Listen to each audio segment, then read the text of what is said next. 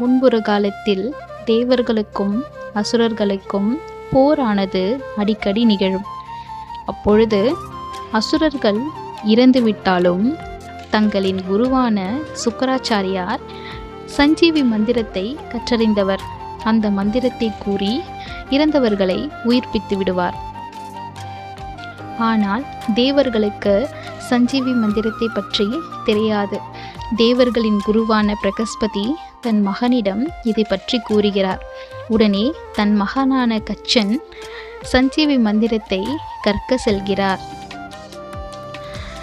அசுரர்களின் குருவான சுக்கராச்சாரியரிடம் சென்று, நான் பிரகஸ்பதியின் மகன், என் பெயர் கச்சன், நான் சஞ்சீவி மந்திரத்தை கற்க வந்தேன் என்று கூறுகிறார்.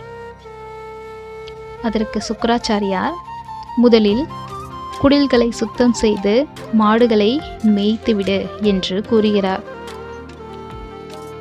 இப்படியே சில நாட்கள் செல்கிறது.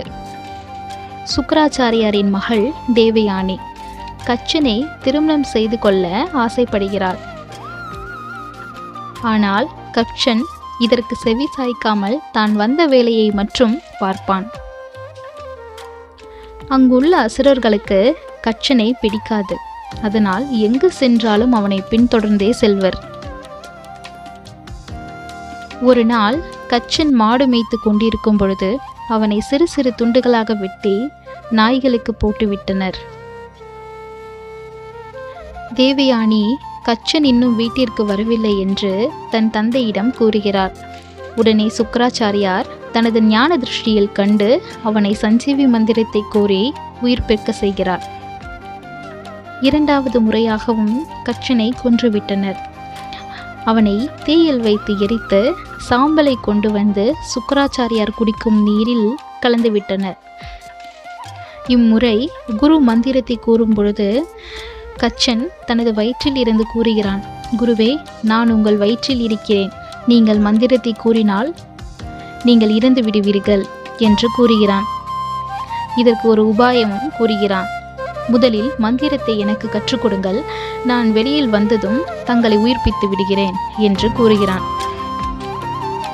அதேபோல் மந்திரத்தை கற்றுக்கொள்கிறான். உயிர் பெற்று வந்து தன் குருவான சுக்கராச்சாரியரையும் உயிர் பெற செய்கிறான்.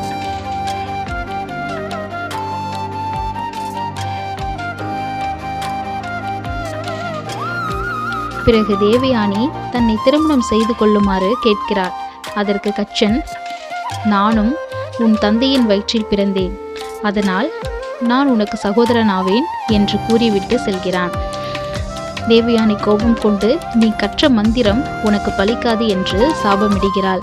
நான் கற்ற மந்திரத்தை வேறு ஒருவருக்கு கற்றுக் கொடுத்து அதில் பயனடைகிறேன் என்று கூறுகிறான்.